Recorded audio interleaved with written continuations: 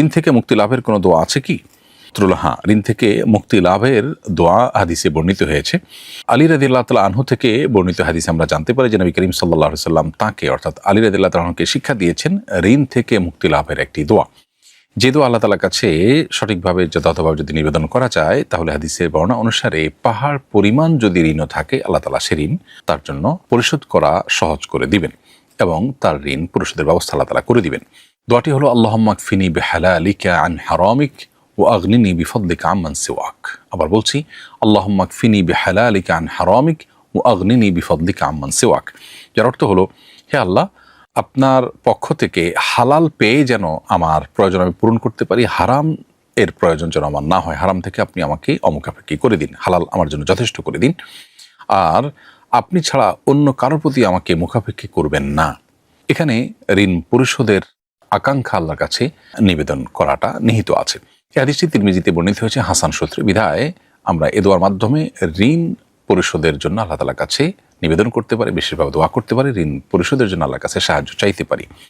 অতএব আমাদের ঋণ পরিশোধের জন্য যে পার্থিব চেষ্টা আছে, যেটা আমাদের করণীয় আছে সাধ্য অনুযায়ী, সেটা তো আমরা করবই। যেমন আমার স্থাবর অস্থাবর সম্পদ বিক্রি করে হলেও আমি ঋণ পরিশোধ করবার চেষ্টা করব।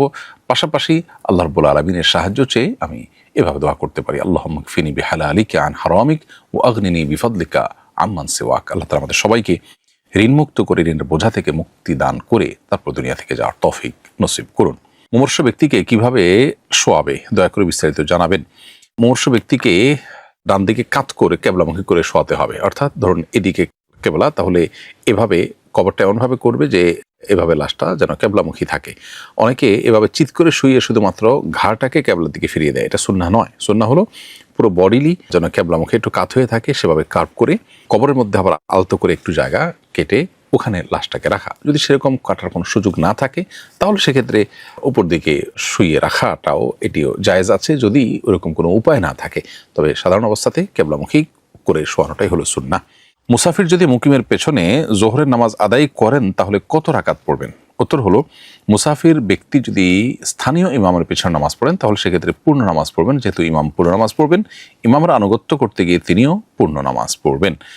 আর এর বিপরীতে যদি এমন হয় যে ইমাম মুসাফির হন আর পেছনে নামাজ পড়া ব্যক্তি স্থানীয় হন, তাহলে ইমামের সাথে 2 রাকাতের পর ইমাম সালাম ফিরিয়ে ফেলবেন, তখন তিনি দাঁড়িয়ে আরও 2 রাকাত প্লাস করবেন, অর্থাৎ তিনি পূর্ণ নামাজ পড়বেন। যেহেতু তিনি ইমামের আনুগত্য করার পরও তার পূর্ণ নামাজ পড়তে কোনো অসুবিধা নেই, অর্থাৎ সালাম ফিরানোর পরে বাকি নামাজ তিনি পড়তে পারছেন, বিধায় তার জন্য পূর্ণ নামাজ আদায় করাটাই হলো আবশ্যক। রমজানে অসুস্থ থাকার কারণে রোজা রাখতে পারিনি, এখন ধারাবাহিকভাবে রাখছি। আজ রাতে কাজা রোজার নিয়ত করিনি, সাহরির জন্য জাগ্রতও হতে পারিনি। দিনের বেলা নিয়ত করেছি, রোজা আদায় হবে কিনা? প্রিয় দর্শক, কাজা রোজার নিয়ত সুবহে সাদিকের আগে করতে হবে। অর্থাৎ দিনের বেলা নিয়ত করলে কাজা রোজা আদায় হবে না, তবে নফল রোজার নিয়ত দিনের বেলায় করা যায়। অতএব দ্বীপ্রহরের আগ পর্যন্ত, জোহরের ওয়াক্ত হওয়ার আগ পর্যন্ত সময়ের মধ্যে যে নিয়ত করেন আপনি, তাহলে সেক্ষেত্রে নফল রোজা হতে পারে। নবী করিম সাল্লাল্লাহু আলাইহি ওয়াসাল্লামের জীবনে এমনটি একবার ঘটেছিল যে দিনের বেশ খানিকটা সময় চলে যাওয়ার পর, প্রথম অংশ মূলত এটি চলে যাওয়ার পর নবী সাল্লাল্লাহু আলাইহি ওয়াসাল্লাম নিয়ত করেছেন যে তিনি যেহেতু কিছু খাননি তাহলে তিনি রোজাদার। এটি নফল রোজার ক্ষেত্রে। কিন্তু কাজা রোজা, ফরজ রোজা এগুলো মূলত রাতে নিয়ত করতে হবে, এবং দিনের একটা অংশ চলে গেছে তারপর আপনি নিয়ত করলেন, তাতে কাজা রোজা আদায় হবে না। অতএব এরকম রোজা আপনি রেখে থাকলে সেটি নফল হিসাবে বিবেচিত হবে এবং তার সব আপনি পাবেন, তবে ফরজ কাজা রোজা হিসাবে সেটি বিবেচিত হবে না।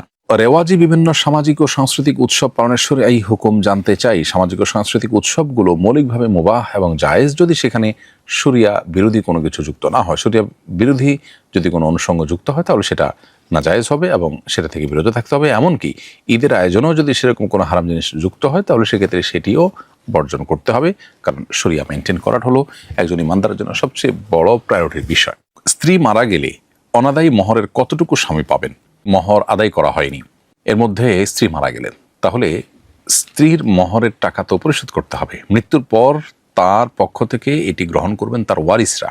এখন প্রশ্ন হলো, স্বামী নিজেও তো ওয়ারিস, তারা তো একটা হিস্সা আছে, তাহলে সেক্ষেত্রে কতটুকু তিনি মহরের থেকে তার ওয়ারিস হিসাবে, হিস্সা হিসাবে পাবেন?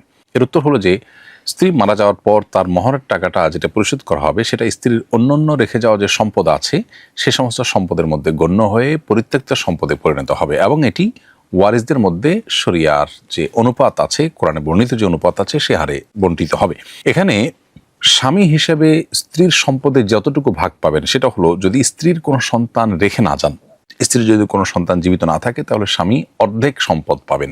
অতএব মহরের টাকা এবং আরও কিছু থাকলে এই সবগুলো থেকে ঋণ পরিশোধের পর যতটুকু টিকবে ততটুকু এর অর্ধেক সম্পদ স্বামী পাবেন, যদি স্ত্রী কোনো সন্তান রেখে না যান। যদি স্ত্রী সন্তান রেখে যান তাহলে সেক্ষেত্রে 1/4 বা 4 ভাগের 1 ভাগ পাবেন হলো স্বামী। অতএব মহর এবং অন্যান্য সম্পদ সব মিলিয়ে 1/4 পাবেন হলো স্বামী, যেটা তার মিরাস হিসাবে তিনি পাবেন, এবং সেটা হলো যদি স্ত্রীর কোনো সন্তান থাকে।